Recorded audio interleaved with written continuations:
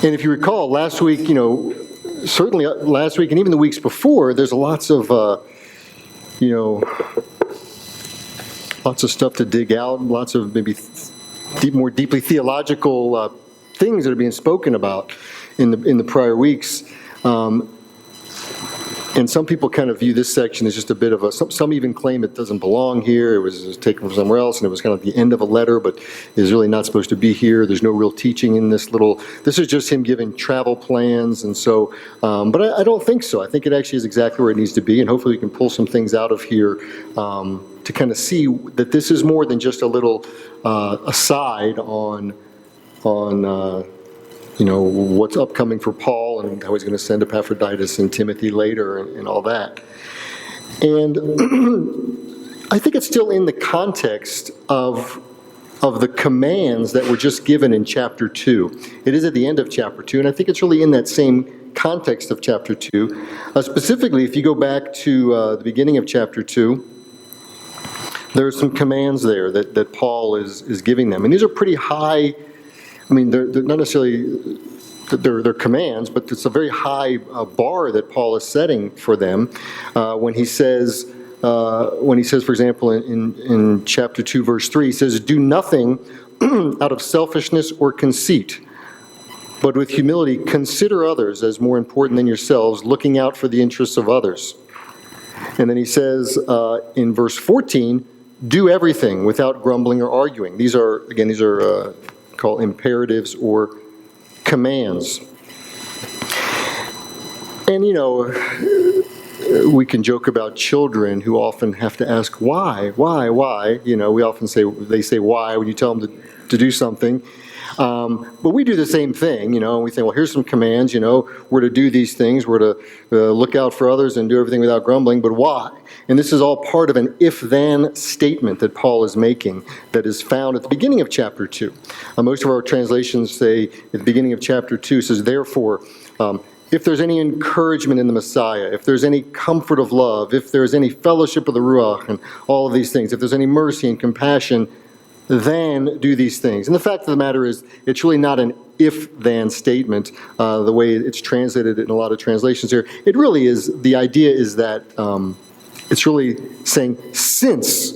So since all of these things are true, since there is encouragement in the Messiah, since there is mercy and compassion, since all of these things are true, these are a reality because of who God is and what he's done, right? He said, therefore, you need to show that these things are true because, this is the way God is. So you need to also be this way because of God and what he's done. He came to serve. He came to provide a way to himself and a model for living. Again, since these things are true, look out for others, be unified, don't argue, don't grumble. That's the point here. And it's easier said than done, though. And can it be done is the question. Can these things really be lived out by you, by a community in general? And I think the fact is, yes, they can be done. And not just by Yeshua, who Paul had given the example of Yeshua there, that Rabbi Chaim talked about last week. Because yes, Yeshua lived that way by example. But it is not, what Paul is saying is that yes, Yeshua did this, he came in the form, and we'll go over again that little poem that he says there. He says, it's not just Yeshua that can do this, but Paul is saying, let me give you a couple other examples of how this can be done, and someone that's done this, people that have done this. He's saying, just take a look at Timothy and Epaphroditus. That's the context of what this flows into. That's why I think it's all part of the same context of what we read at the beginning of chapter 2. So we have these two characters here, Timothy and Epaphroditus.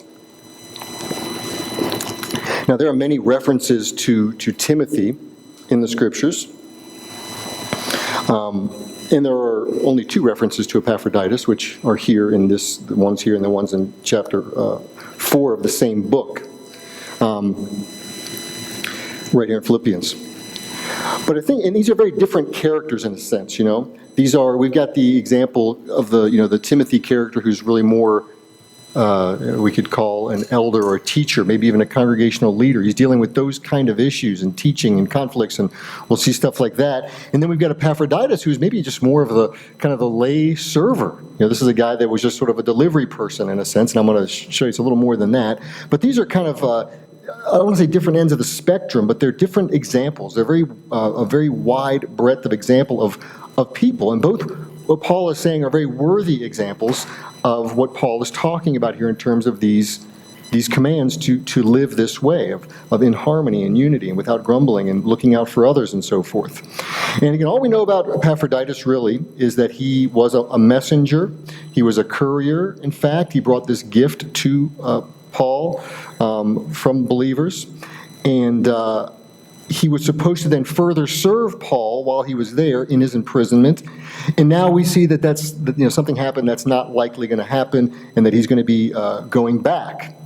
And he's going to be transporting this letter, which is most likely what he did, and that's no small thing. We don't want to overlook that as well. A lot more is told to us about Timothy, the first example that we read here. When we look at Timothy as an example, I think that's what I labeled or titled the message this week is, the example, that's it, the examples of Timothy and Epaphroditus, the examples of living this life that we've been hearing about up until now.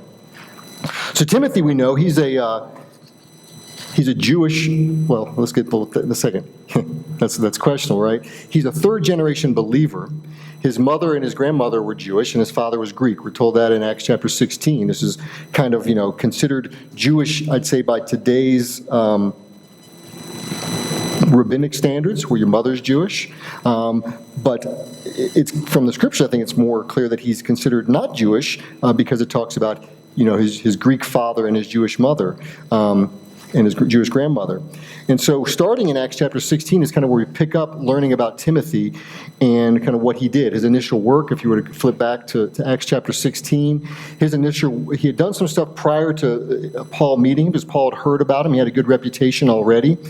And he started working with Paul. He started traveling with Paul. And he was initially, if you read in the beginning of chapter 16 of Acts, he was making what we call halachic rulings on law and, decisions. What do we do in this case? The rabbis had all kinds of questions about, the scriptures say this, what do we do in this situation? The scriptures say not to work on the Shabbat. What if somebody's dying? What do we do then? And all this kind of stuff. If you're not supposed to eat this kind of food, what if you're in the desert and you're starving? These are all what we call halachic rulings. And these are things that we see that Timothy was part of initially as he was working with Paul. He was also part of revival of many people coming to the Lord, coming to follow Yeshua. As part of that, we see he also partook in some of the beatings that Paul got as well. You see his name mentioned there when Paul is beaten. There's Timothy right there along with him. As Michael said, what did you say? The Bible said, you quoted, I think, a movie that I'm sure you're not proud of. You said, "Thank you, sir, may I have another." I heard you say that Bible study about taking a beating, right? You said that, didn't you? "Thank you, sir, may I have another?" You said that. I heard you say that anyways. That was Timothy saying, "Thank you, sir, may I have another," with Paul. One of the same thing Paul was getting with the beatings. But overall, we see that Timothy was really in the thick of ministry activities as we begin reading about him. But he's actually all portrayed, you know his name, and I'll say why in a minute, but he's not really, you don't hear the great exploits of him necessarily. I think it was very much in the background in a sense. But when you read between the lines and you see what he was involved with, he was no small, ordinary biblical figure, quite frankly. So that's why I can't say that's on the one end of the spectrum of the real, the leader type of person.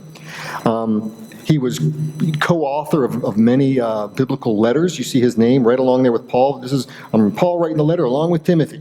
See in 2 Corinthians, Philippians, Colossians, 1st and 2nd Thessalonians, and then Philemon. And then he's also the recipient of two New Testament letters, 1st and 2nd Timothy. They bear his name. But in terms of descriptions about Timothy, you can try to read between the lines in the books of Timothy to see maybe what some of his foibles were, because as great as he was and as much of an example as Paul's holding him up to be here, he was not perfect by any stretch of the imagination. No one is. But we see the things about him are the most effusive things that are written about him and descriptive of him are here in Philippians.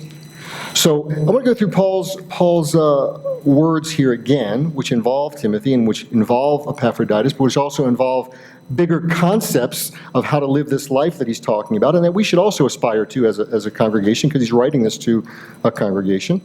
So let's go back beginning in verse 19 again. Paul starts off by saying, "I hope in the Lord Yeshua to send Timothy to you soon, so that I too might be encouraged when I know the news about you." So one of the first things I want to point out is that he says that I hope in the Lord Yeshua.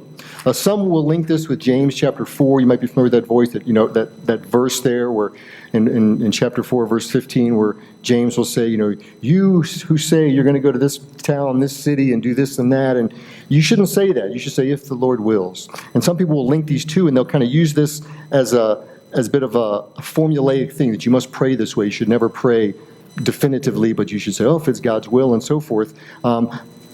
There are many things that we do, in fact, know God's will on, okay?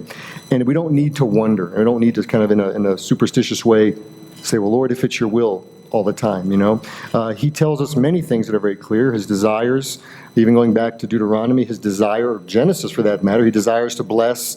He desires, blessing, not cursing. He wants you to choose life and all of this. His desire is for obedience, as Chaim mentioned last week, the idea of you listen, you hear, and you do. Not in an oppressive way, but that's his desire. It's his will. And we'll read again that in a moment here that we consider that he wants us to consider other people, and he wants us to be in unity. So those are things we know that are God's will. So we don't always need to preface prayers with, if it be your will, okay? But it is important to recognize here what Paul is saying, because here, and I think also in James chapter 4, it's telling us that Paul's hopes and our hopes should be governed, at least, by the Lord's will for whatever the situation may be, okay? And that equally, Paul's plans, our plans, don't necessarily rely or depend on our human calculation and how we figure things out, but they're based on God's overall plans and purposes. Just like last week, Rabbi Chaim, if you remember, he was talking about the expansion of the kingdom and how, on the one hand, and even in the 60s, he was talking about the Yeshua movement, the Jesus movement in the 60s and 70s, how that was happening because people were doing things, but God obviously was working as well. There's a both-and picture there. We didn't have to ask, is it your will for the kingdom to expand? And if it's your will, may it happen, may it be? No, there was a lot of work that was going on. That God does the heavy lifting, but people certainly do, and we need to collaborate with God. So when Paul here says that he hopes in the Lord Yeshua, and then he says it again in verse 24, it's not simply just an add-on statement so that Paul can sound more spiritual, and neither should it be for us as we pray. And it's also not some type of escape clause, in case the plans don't materialize. We say, well, it must not have been God's will. That didn't work, kind of thing, It's not an escape clause. And it's not implying, or Paul's not implying, that he doesn't have to put any effort in, just leaves it up to God if it's your will. Because otherwise, if I'd have said it a little more boldly, then, I would have been a little, presumptive, and it didn't work, and therefore I'm off the hook. That's not what it is. The fact is that this is what Paul, practices. Paul is simply disclosing by this statement his commitment to doing God's will. And this expression, the hope in the Lord Yeshua, made clear that this was a principle by which Paul lived his life, and he was encouraging others to follow and to model after that. And again, this is what he practiced at all times, good, bad, that all his hopes, his plans, his aspirations, he understood that they were under the sovereignty of God. It didn't mean that he needed to have hands off necessarily, but he understood that that was God's, it was all part of God's plans. And I often hear, I hear Rabbi Chaim ask that of people a lot, whether it's in terms of them, switching jobs or moving or leaving CYT, although many plethora of things that people come to Rabbi Chaim or myself about, I often hear him saying, when they come and they've got, here's all things I've been considering, and here's the pros and here's the cons and all this kind of stuff, and Chaim listens to them, and then he routinely asks them, well, what does the Lord have to say about it? And there's usually a uncomfortable pause at that point, because I've just laid out all the this and that and the pros, and the houses are cheaper there. Didn't I just say that? The job's better. Didn't I just say it's a better job opportunity? But he's like, what does the Lord have to say about that? Have they considered that? And it's important. It's very important. And whether or not you explicitly state this as part of your vernacular or the things that you say or part of your prayers, this idea that if it's the Lord's will, or I hope in the Lord, whether you say it that way or not, the question is, do you have an underlying desire to be committed to the Lord's work in your life and his plans and purposes being front and center for you? Is that something you're committed to? And if they're not, I think that you'll find out that life often ends up costing you a lot more money, costing you time, and costing you some joy, when that's not the case, when it's just a matter of you laying out the pros and the cons and not considering, does God have any say in this? So moving on. Paul says, I hope to send Timothy to you soon. He says that twice, actually. He says it again later on. And then he goes on to say how, I want to send Timothy soon, but I'm going to be sending Epaphroditus instead. So it's clear that what he's saying is, Timothy ain't coming right now. I'm not coming right now. Epaphroditus is coming right now. He takes some time to kind of break that to them in a way.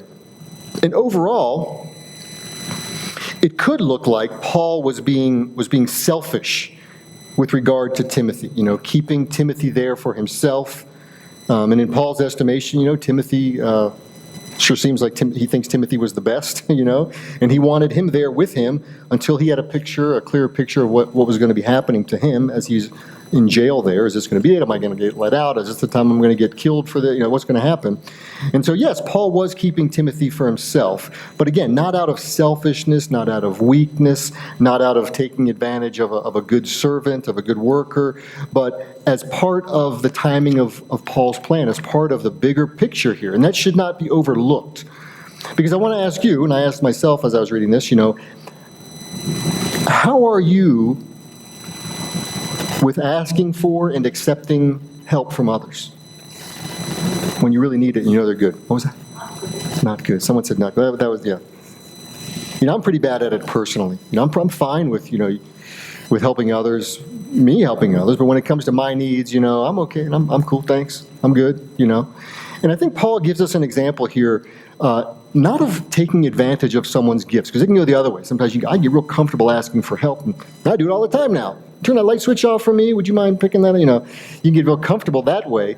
But I think this is a good example of us, not taking advantage necessarily of someone's gifts or service, but realizing that people, and in this case, Timothy here for Paul, people have gifts, people have things to share, people have things to give, and sometimes we need to be accepting of that. We need to be willing to accept that. And Paul, was not, you read elsewhere, even in 2 Timothy, for example, he was not embarrassed to ask for help. It wasn't like he was just being lazy. I mean, he tells Timothy, actually, in 2 Timothy, he says, I need you to come, and if you can come before winter, do whatever you can to come before winter, and bring that cloak with you. And I think he's basically, looks at me cold, I need that cloak. I mean, he's not ashamed of asking for what he needs, And we need people in our lives like Timothy. We need people who can and will help us.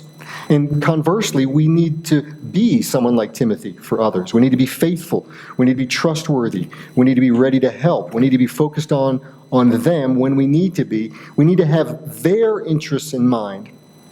Okay? Not just, well, I'd really like to do this for Michael. Well, I'm going to do this for you, Michael, okay? Let me drag you out of where you are right now. I'm going to do this for you because that's going to make me feel really good. You need help anyways. I'm just going to do. No, we need to look to help people where they are and when they've asked for help, okay? It's very important, okay? Not just doing stuff that makes us feel good. And that's the next thing that Paul says about Timothy, how he is unique in his concern for the bigger mission and for others. He says, he basically says, he's going to come to you soon, so that I too might be encouraged when I know the news about you. I have no one else like him who will genuinely care about you. For all seek after their own interests and not those of Messiah Yeshua. Not even other people, but the Messiah, the bigger picture. So here's Paul, remember, in prison, not knowing exactly what's going to happen to him next, and he wants to know the news about them. And he knows that a guy like Timothy feels the same way. Even Timothy with his father figure, basically, some people even argue that he was really Paul, was his father. No, definitely he referred to him that way and his son. Here's Timothy whose father figure is in jail, but Paul knows that Timothy will still go and ferret out. He'll figure out what is going on with the believers in Philippi, and he'll report back to Paul. And it's all a bit odd, I think, given the circumstances, because I don't know if y'all knew this. People are kind of self-centered. Did you know that? Other people are self-centered. Think about your last phone conversation, your last email, the last text that you did, hopefully not in the last hour and a half, but the last text or email exchange. Who or what was the topic really about? Don't answer that one. You answered earlier, Judy. That was fine. You don't have to answer again. What was the topic really about? You know? Fact is, I think most people are self-absorbed. You know, I know that I am. But as the joke goes, you know, enough about me. What do you think about me? You know, let's talk about that. That's kind of how it goes, right? But it's good to have someone like Timothy who, as Paul says, you know, I have no one else like him. The idea here is that Paul, or Timothy and Paul are like-minded. They have a similar soul. That's what the Greek implies there. They're similarly souled, if you will. But they're not, doesn't mean they're identical, okay? Doesn't mean they have identical desires. But similar souled means that their life principles are aligned. That's very important for us to consider there. Because Timothy is not necessarily, and we don't necessarily need to be this way or look for this, he's not necessarily a yes man or a yes person to Paul, but he's a partner. He's a partner in ministry. He's someone who shares his commitments and he shares his burdens, and that's what we each need in life. And we're on the same page, but it doesn't mean we're exactly in agreement on everything.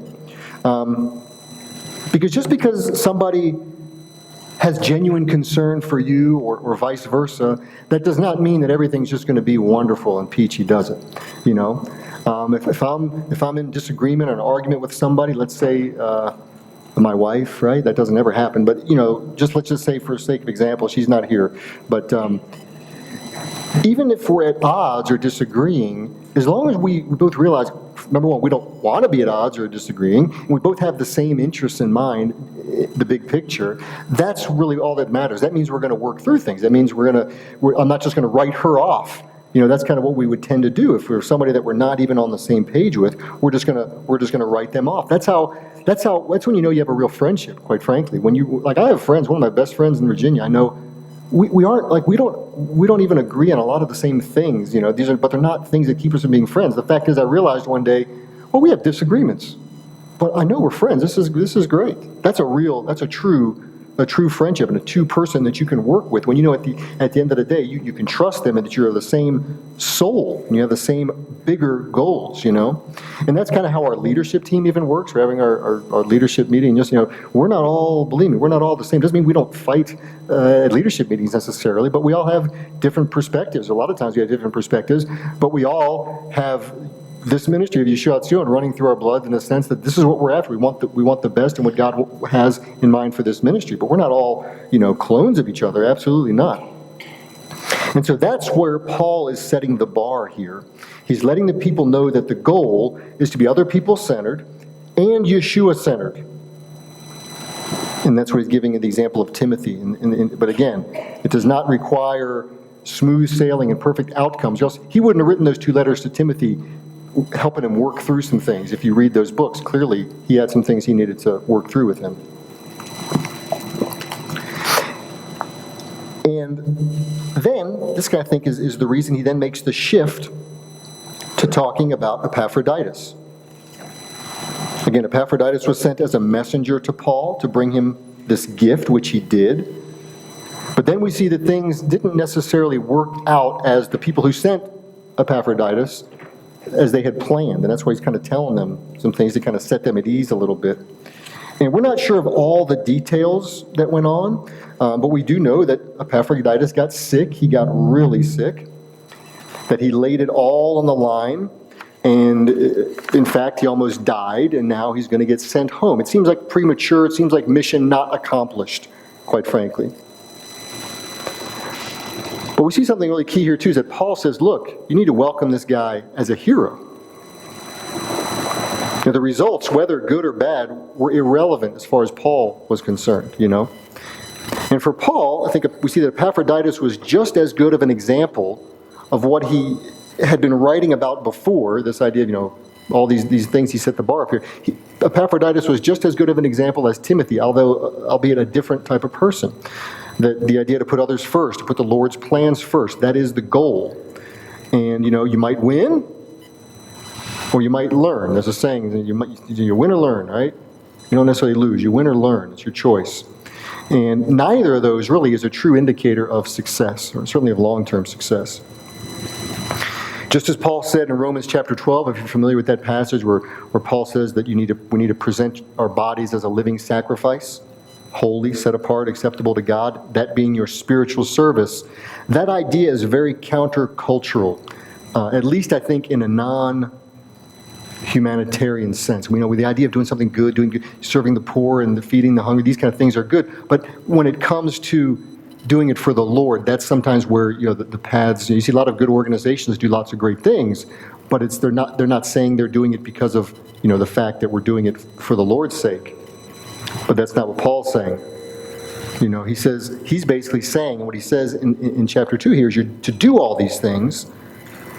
You were to sacrifice yourself. You were to consider others. You were to do all these things, not for any other reason except based on God being the standard bearer. Okay? And he says in Romans there, he says that idea gets across by saying, don't be conformed to the world. Don't do it from the world standards.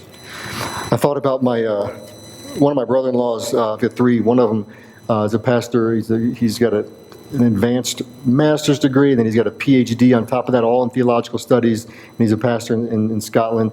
But when he was in India, after having all these, he probably got, for 5 years, he got a 3-year degree, and usually takes people like 5 years to get that degree, and he's got anyways, there he was, serving in the slums of India, and he caught hepatitis. It was ugly, the places he was going, and that he gave himself for the work. He almost died. Even now, we're not sure exactly how he's alive. He's got blood thinners. He's all these health issues because of the service he's done over the years. And he's extremely educated. He could have succeeded in any number of earthly endeavors. He could have been in the U.S., one of these authors writing books and all this kind of stuff. But he aggressively serves the Lord by serving other people.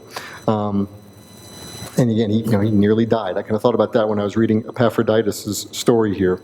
And I'm not saying that we need to be martyrs or we need to look to endanger ourselves, but are you willing to, And not so much just that. Are you willing to just risk personal success? Are you willing to risk, again, when we're talking about when someone says, I'm going to go to this place and take this job and so forth, what if that's not what God would have in mind? Are you willing to risk what looks like a great career advancement or a place where you can now get a nice bigger house where you can spread out or something like that? Are you willing to do that if God hasn't called you to do that or hasn't put that in place for you? Will you put other people, will you put the mission of God ahead of yourself? Will you lay down your life, either figuratively or literally, for others? And that's a big question.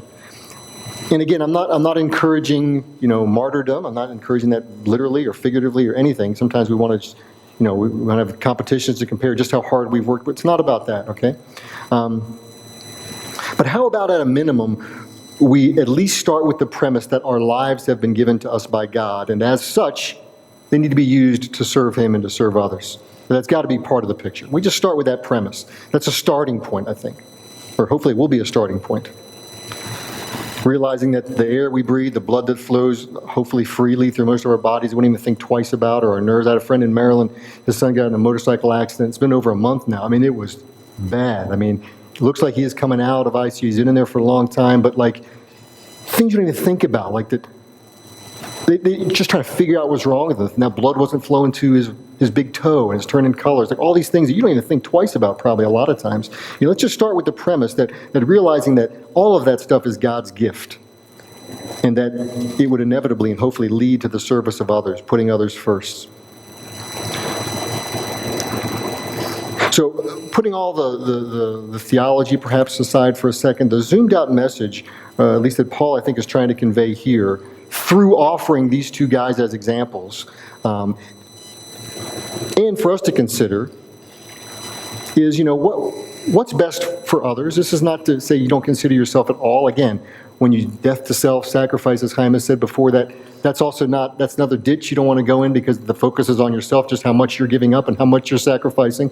But the fact is, Paul's trying to say, look, there is a life that you need to consider God's bigger perfects, what's best for the Lord and what's best for others. That's sort of his 2-point message here, And these are simple questions and considerations, but they are certainly, I think, different in terms of your typical day-to-day thoughts. I don't know how many of us wake up every day, maybe you woke up this morning thinking, what am I going to do today for the Lord and for others?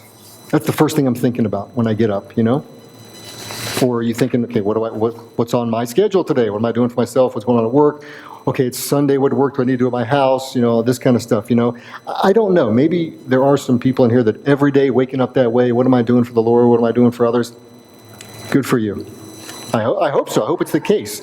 But that's something we do want to grow into. At least that needs to be a question at some point, okay? And again, I don't mean to condemn anybody, but I mean to look at this text as an opportunity for us maybe to refocus, at least in that area, to recognize God's hand on our lives and to recommit to serving Him, and part of that being serving others.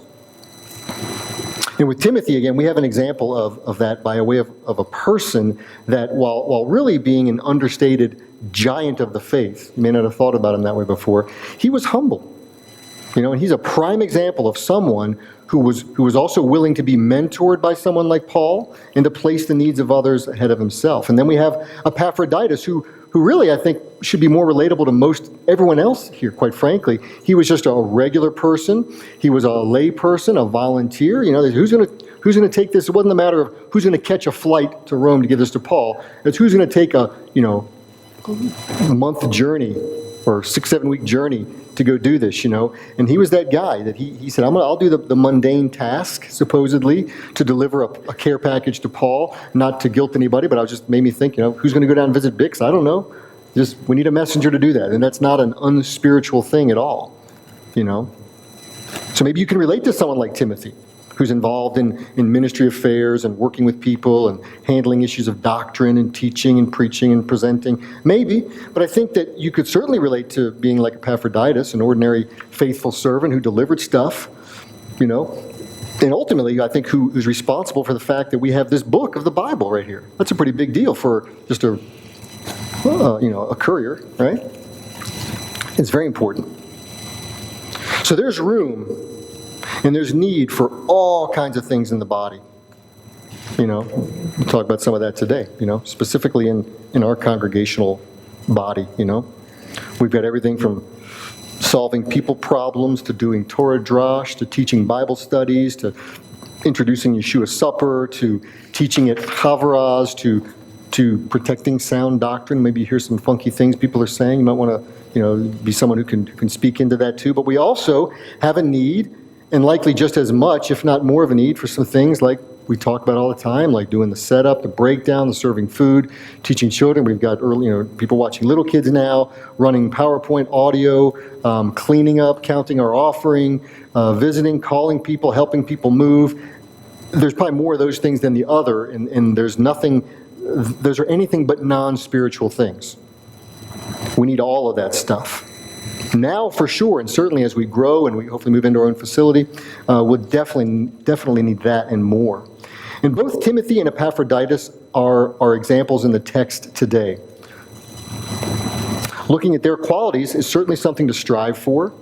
However, the focus is really not solely on them, or is it on Paul, who they're emulating, they're motivated. They were motivated by Paul and emulating. But ultimately, the true example and the motivator for all of that is still Yeshua. That's still the context that's being discussed here. It's not Paul just saying, take a look at Timothy and Epaphroditus. He's saying that in the sense of, you think this is impossible? Look at these guys, because he had just said the real example is Yeshua. Going back to verse 5 of chapter 2, he says Yeshua. This is after Paul gave all of those commands. He gave some of them, he's going to give some here afterwards. He says, Yeshua is the one who, though existing in the form of God, did not consider being equal to God a thing to be grasped, but he emptied himself, taking on the form of a slave, becoming the likeness of men, and being found in appearance as a man. He humbled himself, becoming obedient to the point of death, even death on a cross, so that at the name of Yeshua every knee should bow in heaven and on earth and under the earth, and every tongue profess that Yeshua the Messiah is Lord, to the glory of the Father. That's the real focus that Paul has not given up here by continuing to talk about these two examples. And we can always get motivated, I think, and inspired by people in the world we see, and there's nothing wrong with that, I believe, but the Lord is behind it all. He is the true example. and he needs to remain the true example. He's the one that we need to emulate as we unite together in service to one another here, and as we unite in service to the Lord as well. So let's pray.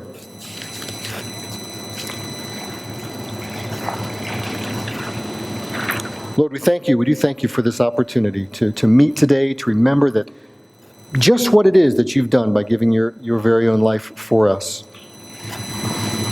And the example of humility and service to others that causes us to be mindful of our need to be thankful for you and what you've done. And I pray, Lord, that each of us would be mindful of our need to be united in spirit as we serve together, to not grumble, to do everything without arguing if we can, to the best that we can, as it says also in Romans 12. As we serve together in our pursuit of a deeper relationship with you. And help us, Lord, to show honor to others by recognizing the gifts that you have placed in each one of us, to be willing to give and to receive that help and those gifts of others. And help us to accept us that we could do that liberally, Lord, as you have gifted and blessed every one of us. And it's in Yeshua's name I pray. Amen. So we're going to take just a couple minutes here before we conclude. We have a few songs we're going to play. If you'd like to pray at your seat, you may, or just consider some of these things. If you'd like prayer, a few folks will be up here to pray with you, and then we will conclude our service.